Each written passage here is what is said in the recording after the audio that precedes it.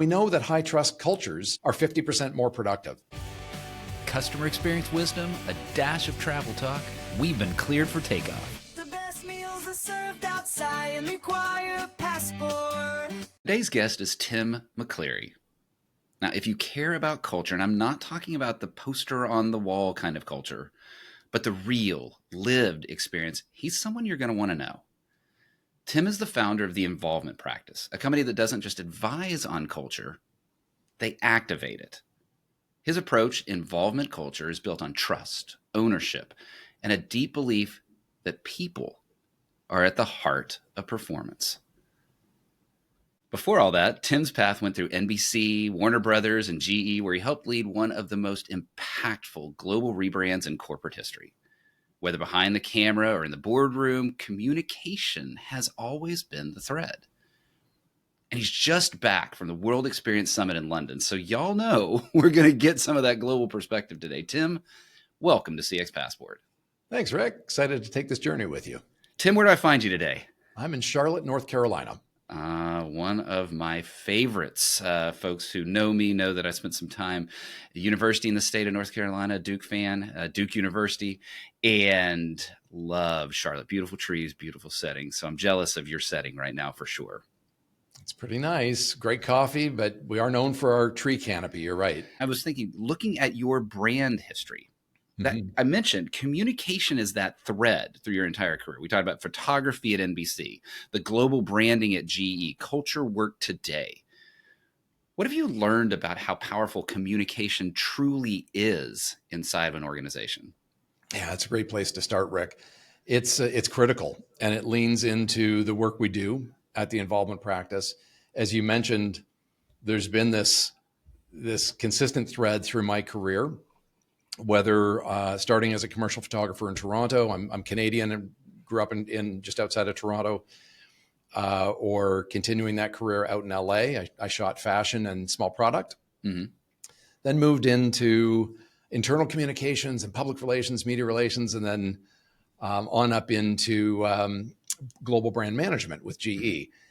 And the thing that is consistent throughout my entire corporate career was this idea that we can communicate to other human beings using a bunch of different mediums.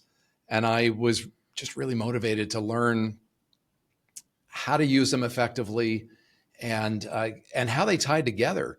And so that led to where I am today, where we use communication at the Involvement Practice. I'm curious, you said something in there across all sorts of different mediums. I know a lot of folks, myself included, when we think communication, a lot of times we're thinking verbal or written or, that sort of element. But as you were saying that, I was thinking, well, photography itself is a communication. Talk to me about how you had those different modes of communication and how you've woven those together into one consistent theme around communication matters. When you talk to people about their careers, often they struggle to find that thread, or we went to university or college to study a specific major and we find ourselves in a completely different career. I was really fortunate that I first studied photographic arts in Toronto and then went on to study PR in Toronto, earned a business degree, that these things actually all connect and I use all those skills today. So obviously written skills are very important in business, but being able to communicate clearly with our clients, we facilitate experiences. So designing those and communicating those across our team and then out to the client. The visual aspect of how we can capture people's attention and emotions. I count myself very fortunate that all of these things have kind of built upon one another. And I still use them in my career today. Well, let's talk about that career part then. And you heard me chuckle. I'm thinking about my poli-sci major. I don't think I'm doing anything with poli-sci other than continuing to talk and expand on themes. The problem with a poli-sci major is they teach you how to use a lot of words, and the reality of business needs very few words. And so I'm not sure my major has actually served me well in the communication space. But thankfully, you and your experience has. The involvement culture. That's the signature approach. That's the bread and butter of what you've got. There are plenty of those kind of culture approaches out there. What makes it different from that traditional approach to building workplace culture?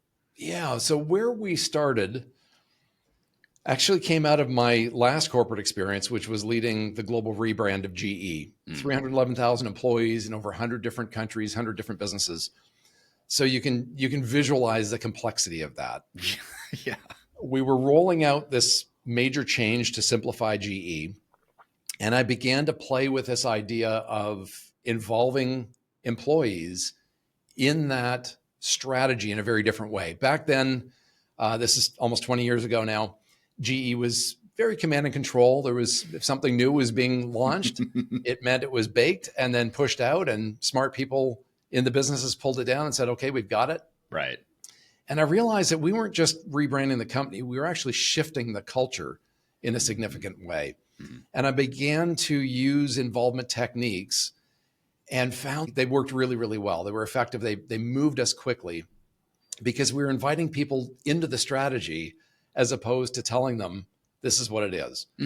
So it meant that if you're sitting in Italy and there's something about the strategy that just doesn't quite land in Italy from where I sat in Fairfield, Connecticut, that we listened to the needed adjustments that had to take place in order to localize the brand effectively.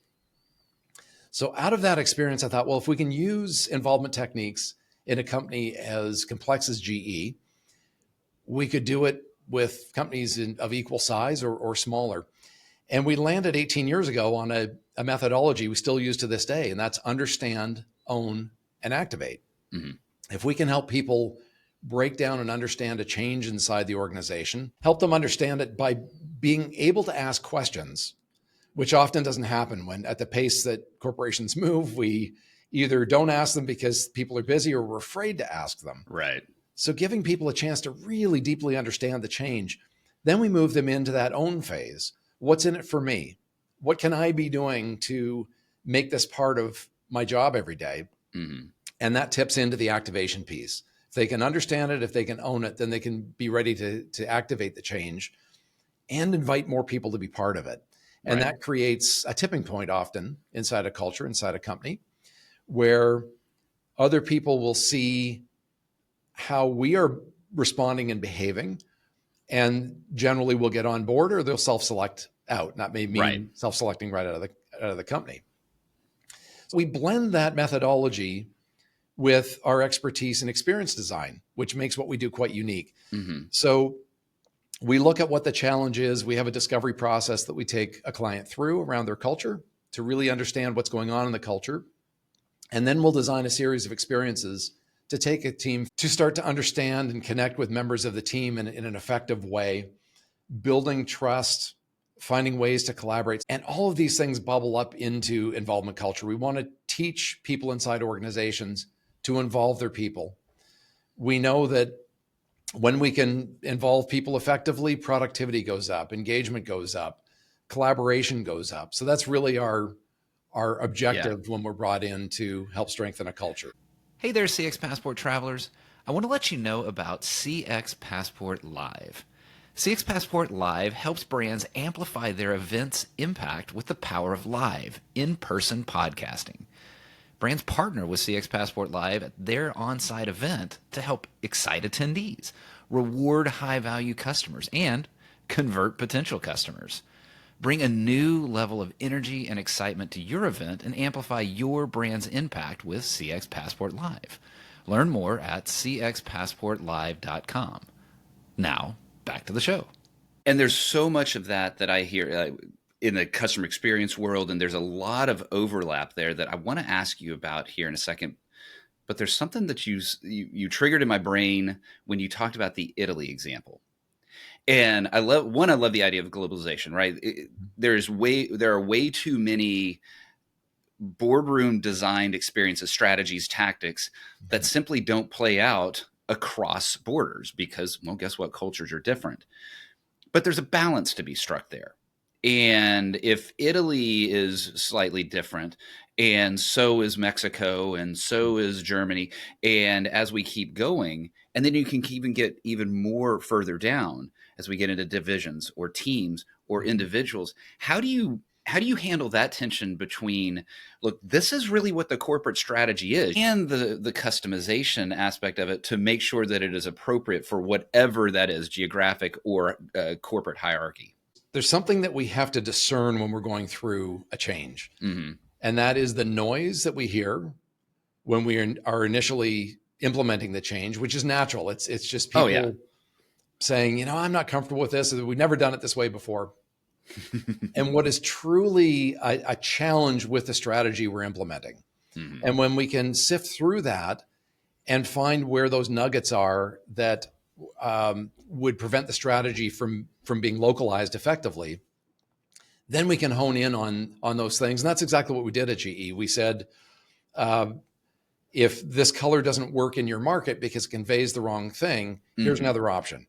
If this word, when it's translated into the local language, means something, and there's lots of famous stories about companies stepping in that, then fine, let's make an adjustment so that it's localized, but let's keep the core of the strategy. I had an experience a few years back where a client hired us to go in and work with a team in Houston, Texas, then move on to Florence, Italy, and then on into Singapore. And they were very cautious in when they briefed us. And they said, what works in Texas, you're going to get into Florence, and it's just not going to land. So be careful about your sense of humor. The Italians are going to want to process what you're saying in English in Italian, so they can have these internal conversations. And then the same caution when we went to Singapore. Well, the reality is people are people.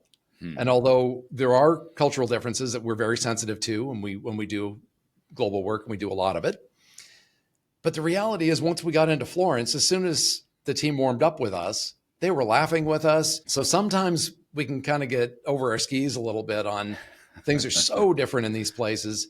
And yet at the end of the day, we're all human beings with the same wants and needs. It's just being sensitive to those local challenges, but celebrating the fact that we're very much alike. What I really love that, not caveat, but that challenge to the question of, hey, we be sensitive, and yes, be sensitive. Mm-hmm. But yeah, at the end, we're humans, and we like to laugh, and we care about our families, and we want to do meaningful things at our jobs. I did mention earlier how a lot of what you were talking about reminded me of sort of classic customer experience. Listen to what the customer, in this case, it was sort of your internal, and then act upon what you hear. Mm-hmm. You've seen that intersection. You've seen that intersection of brand. You've seen culture and CX, how they all weave together. Mm-hmm. What's the risk for companies that just think of branding as graphics, as logo, as phrases, but then don't connect it to the actual experience? Yeah, another very good question. If I rewind the clock a bit back to around 2003, we saw a lot of rebrandings happening in big organizations. So we were looking at what successful brands were doing, and there were standouts. Everybody was looking at Starbucks and the notion of the third place. Everybody was looking to Apple, the redesign of their stores and the product and how everything knitted together. And then Nordstrom came up quite a bit as well because they were exceptional at delivering a good customer experience. Mm-hmm. What we saw, though, is that brand agencies were really migrating toward the sexy stuff, which is the look and feel of the brand. Right. They wanted those big flagship brands to be part of their portfolio. A lot of focus on design, less focus on making the brand meaningful inside an organization. And that was really part of the opportunity that I saw to start the involvement practice, is to lean into what we coined brand involvement. How do we help people inside an organization connect with the brand in a meaningful way and be able to live it every day? Because the worst possible thing that we can have is we produce this beautiful marketing that positions us in the mind of our target audience, but then they interact with us. And the culture is so different that there's this big gap. Right. I think people are better at it today. I think it's there's more intent going into representing the brand in an appropriate way that's in alignment with what we're saying out in the market.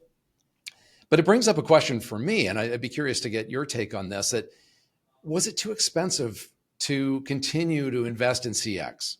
Because we saw things shift. And if we fast forward to today, Oh boy. gone are the days where you go into Starbucks and they mess your drink up. Right. And what did they do? They handed you that little card that was service recovery. Mm-hmm. And that meant you could get a free drink the next time you came in. Or maybe the line was too long and they apologized and they gave you one of those cards. Apple, without giving it a second thought, years ago, used to replace your product. So if I was having trouble with my iPhone, no questions asked, they'd give you a new one. Right down to, our MacBooks. Right. Their knee-jerk reaction now is, let's repair that for you. Right. Well, when you're a business owner, it's pretty hard to be without some of these tools for more than Right. You cannot take my laptop away. Right. Yeah. And then Nordstrom, that used to be we spent a lot of time studying Nordstrom. We spoke with one of the family members as well. Today I can walk in, not to pick on our local Nordstrom store in Charlotte, but I'm going to. You walk in today and it's pretty common to see young employees standing behind the counter. They're not out on the floor approaching customers. Sometimes they're even on their phones. That's something you never saw years ago. Right. So here's an example of a company that really figured out the customer experience and architected that. Mm-hmm. And it just doesn't seem to be the same anymore. You made the interviewer the interviewee. Look at that, Tim. But you asked that question. And I think there's probably deeper than we could get into in just some pithy sort of quotes. But, some of the things that come immediately to mind are a mixture of confusing what customer experience is, assuming that customer experience is the creation of journey maps and the building of surveys and collecting of input, and that is what customer experience is. And that then downstream is the result is, wait, there's no value in that. And so therefore the CFO goes, I don't care about CX because I don't care about that. It doesn't give me any business value. Mm-hmm. And so I think there's a theme there of forgetting what experience really means. Yeah. And I think the other aspect of it is there was such a push to digital during the time frame that you were talking about, that there was an underemphasis, because there's priorities, right? If I'm a company, I focus on X or Y, but it's very hard to focus on X and Y. And so by focusing heavily on my digital experience, great, that's an important part of customer experience. I may have taken my eye off the ball off of retail experience because I perceived that in-store was no longer relevant to customers. And I think what we're seeing is a bit of a turnaround in that area, especially when I think about Starbucks. Now, I haven't spent a lot of time in the store, but from a branding, from a commercial perspective, just the TV ads, it is clear to me that they are trying to remind people, we want you to think of Starbucks as a store experience, as a lived in-person experience, as opposed to a transaction that you get your wake-up juice. So perhaps the pendulum is swinging back.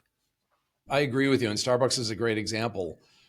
New CEO, he's taking Starbucks back to its roots and getting back to the things that made Starbucks special. Now those things are being interpreted in interesting ways. Yes. So they went back to the name on the cup was the idea. The sticker still goes on to describe to the barista what your drink is. They're not putting names on so much anymore. They'll do a happy face or have a nice day. But there's something magical about that because it's this human connection. It's human. And it's I think it's really important. They've also realized that they've exploded their menu. There was a study that I looked at that says that there could be 300 million different, and that's a real number, 300 million variations of drinks at Starbucks. Now, if you're a barista, that's not going to happen every day. But if you're a barista, that's crazy making. And they're getting stressed out because of it. So they're going through this menu reduction very, very slowly to get back to core and make the experience mean something again, rather than just the drive-through or. Oh my gosh, you're about to get me on my soapbox, and I want to talk to you. People don't want to learn from me right now; they want to learn from Tim. You have described something that is such at the core of what I believe the delivery of actual customer experience is, and it is the understanding of the outside in of customer, what does customer want, and the inside out of process and execution. And you can't have great process and execution if there are 300 million variables. Your customer doesn't need or want 300 million variables, and your employee can't deliver on that. So your reduction there fits very much in that theme, that elements like process might have been viewed as boring or not as sexy as service design or experience design, when in reality, it's the foundation of it. All right, you've got to get me off my soapbox because I want to hear from you. You just got back from the World Experience Summit, right, in London. Correct. Huge global crowd. Did you come away with any international themes or shifts, just like we're talking about now, in experience design that stood out to you? Yeah. So this was the World Experience Organization's third summit. Okay. It took place in London. And it was also part of the first ever London Experience Week. And what makes this significant is that the experience space, the experience economy is now bigger than the fashion economy, which is pretty staggering when you think about it. And one of the things, Rick, that I learn every time I'm around this group, it's we all have different ways that we're using experience design, but it doesn't matter because we all speak the same language. Right. There's a pre-design phase, there's a pre-phase and an experience, there's the in the experience itself, and then there's the post. And when we're designing really good experiences that make an impact, we're thinking of all three. One of the themes that really leapt out at me was the idea of starting with emotion. And the work I do obviously is with corporates and nonprofits and smaller companies. People tend to gravitate very quickly to, well, we need to change mindset and we need to change behavior. The reality is we need to lean into emotion first because emotional experiences are memorable. They move to a certain part of our brain. So if we can capture people's imagination and connection through something that is emotional, then we can move them on to behavior and mindset shift. We also lean into that using what I've termed the 3 S's: sight, sound, and scent. So these are used in retail experiences. Yes. Certainly used in something like the Sphere in Vegas. We use it to transform spaces and to anchor memories for people when they are going through an experience with us. So the sight is about lighting the room in a certain way and being able to change it to change the mood as we go through a day. Sound is about architecting a piece of music that relaxes our central nervous system. And then the scent piece is about creating calm in a very subtle way. So by combining those three, we can create the kind of experience, the kind of outcome we're looking for our target audience to have.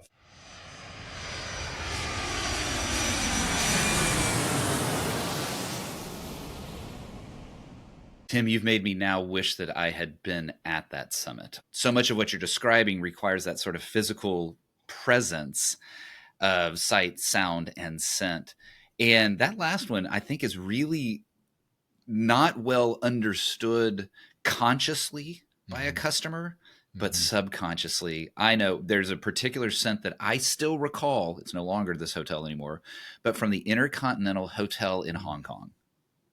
And that scent, if I ever happen to be around it or something that's similar to it, draws me right back into there. And I'm really glad to hear that the experience design community is really focusing in that area. That's exciting. As we talk about you going from Charlotte to London, at the very least, they've come up with lounges. So maybe we aren't getting the scent, but maybe we get the space. At least we get somewhere to sit and relax. And I invite you to join me here to relax in the first class lounge. We'll move quickly here, have a little bit of fun. What is a dream travel location from your past? Yeah, from my past would be, I'm going to go back to Italy again. So Florence, Italy. I've been there a few times on business. It's, there's so much to take in. Great architecture, great art. Right. The food is amazing.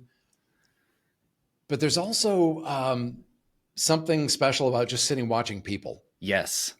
And the way they consume espresso is completely different than we do here in the US. It's like filling up the gas tank of your car in the morning. You'll watch people come in, get their shot of espresso, get their shot of carbonated water, knock both back, and they're out the door. And they're actually standing, consuming both, and then leaving. Absolutely fascinating to watch that. And of course, I've love good coffee. So being able to consume great espresso the way it's meant to be served in a place like Florence is amazing. That's awesome. I guarantee that there's been a couple of those places I was standing at that the barista, for lack of better terms, looking at me like, why are you still here? Right. You need to leave. Tim, what is a dream travel location you've not been to yet? I've tracked that I've been to 31 different countries, which is really only 15% of the world. I know. It's staggering, right? When you start. Still, it's a pretty significant chunk. Congratulations. Thanks. I still have 2 continents to conquer. Lots of different places I've been to, and some incredible memories. I would say one of my dream destinations would be Japan. I think the aesthetic is incredible there, that the people, the history, the calmness. Mm-hmm. I hopefully will be there in the next year or 2 on business. Good. But it's at the top of the list to go and experience. Well, longtime CX Passport travelers know that Japan has come up quite a few times, and I've had the opportunity to go there. Won't burden them with that again, but yes, get thee to a Japanery as quickly as possible because it is a fantastic travel experience. Japan, one of the things I remembered so much about it was the food. You mentioned Florence and the food as well. What is a favorite thing of yours to eat? Yeah, I would probably have to go back to Florence again. Mm-hmm. I have to eat gluten-free, unfortunately, so I can't consume anything but gluten-free pasta in the US. And it's not great. But I can when I'm in Italy because they still have ancient grains that they're making their wheat from. Mm-hmm. And it doesn't seem to bother me. So a great bowl of pasta there. Mm-hmm. Rick, this is bringing me back to a moment of going into a restaurant that on the outside, it was just a door on a wall. I don't even think there was a sign on it. You had to know the restaurant was there. Uh-huh. Former wine cellar. You went downstairs, of course, no windows. It's the best kept secret, and it's the most amazing food I've ever had. Well, we are not going to reveal where that is, but maybe off camera when we stop recording, you at least let me know where that little secret place is. And so I can go there next time I'm there. Tim, you mentioned that great apple pie. So this is not in that category. It's the other way. What is something that you were forced to eat growing up, but you hated as a kid? Yeah, I mentioned I grew up in Canada, so we have strong British roots, of course, in Canada. We weren't forced to eat it. I'm the youngest of 4 in our family, but it was encouraged that we ate liver and onions. Oh, yeah. Even why just does that keep coming up? Oh, does it really? Yes. Oh, so having bad. to say it, I can taste that metallic, experience in my mouth. Yeah, not a fan. What is wrong with the generation before us? Can we just say that? I don't know. When I say things like that, I always wonder, what are my kids going to say about my generation that we just got totally wrong with food? But liver and onions, I just don't get it. I don't understand it. So I'm very much with you, Tim. Tim, we're going to have to leave the first class lounge, unfortunately. What is one travel item, not including your phone, not including your passport, that you will not leave home without? So, Rick, I have to cheat a little bit, and I'll explain why. Because now our phones have some of the best cameras on them that they've ever had. And being a photographer, that's really important to me to go to a place and be able to capture video or stills. If I can't bring my phone with me, then it would be the next best thing, which is this Osmo Pocket 3 that I travel with all the time. Small 4K camera, can just slip into your pocket. You can shoot stills and video with it. A lot of the stuff I do online on LinkedIn is shot with that. Great tool. And it's there's such power in a photograph or in a video to transport us back. And I think that's probably why I became a photographer in the first place.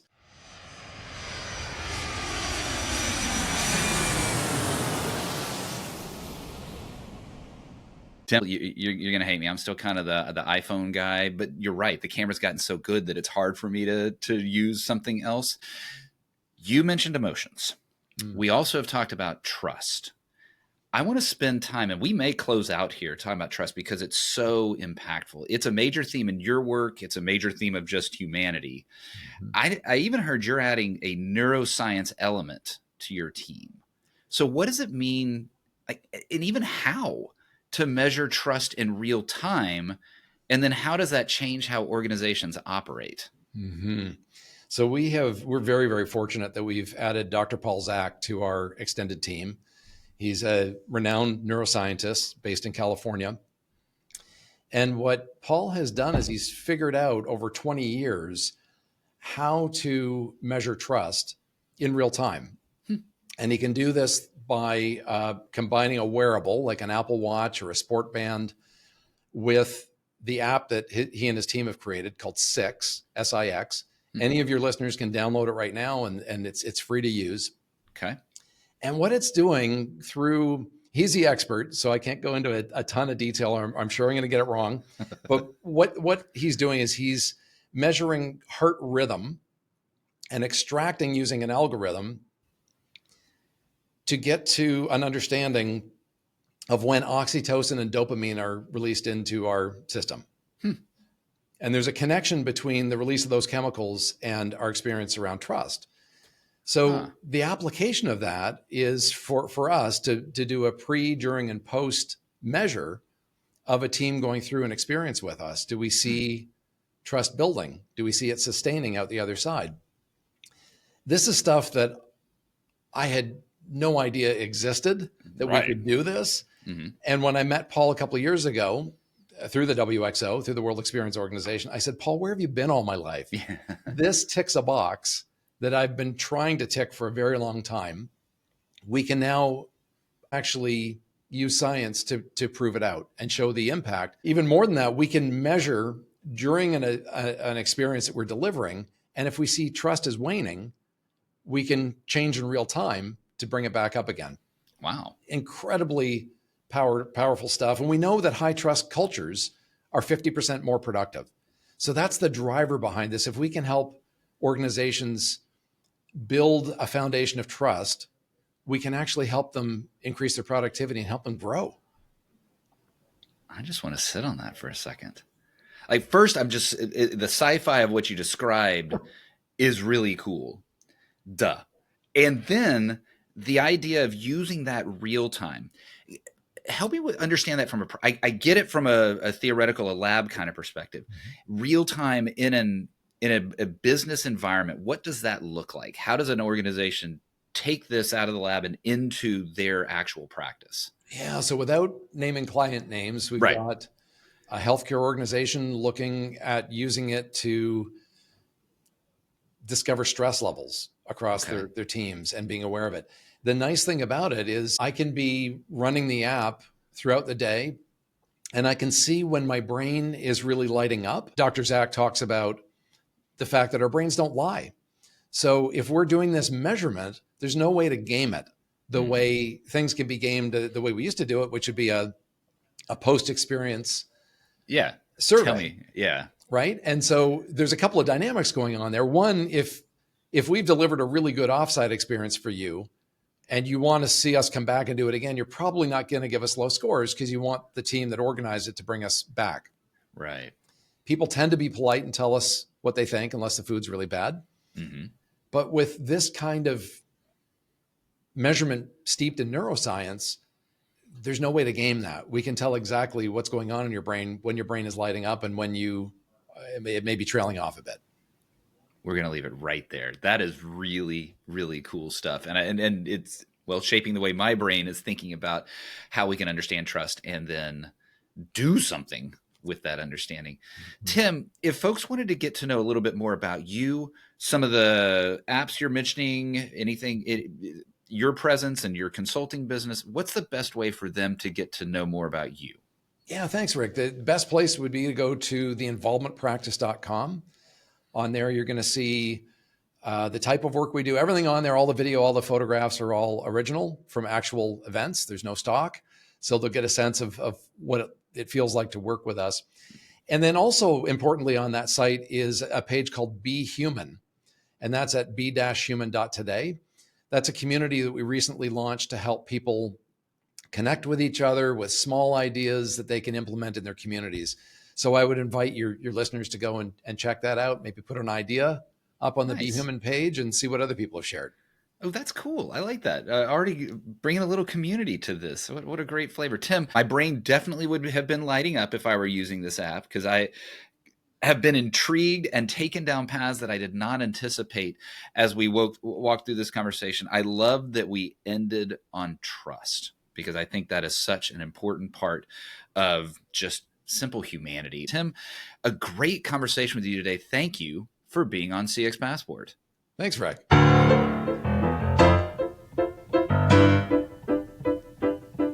Thanks for joining us this week on CX Passport. If you like today's episode, I have 3 quick next steps for you. Click subscribe on the CX Passport YouTube channel or your favorite podcast app. Next, leave a comment below the video or a review in your favorite podcast app so others can find and enjoy CX Passport too. Then head over to cxpassport.com for show notes and resources that can help you create tangible business results by delivering great customer experience. Until next time, I'm Rick Denton, and I believe the best meals are served outside and require a passport.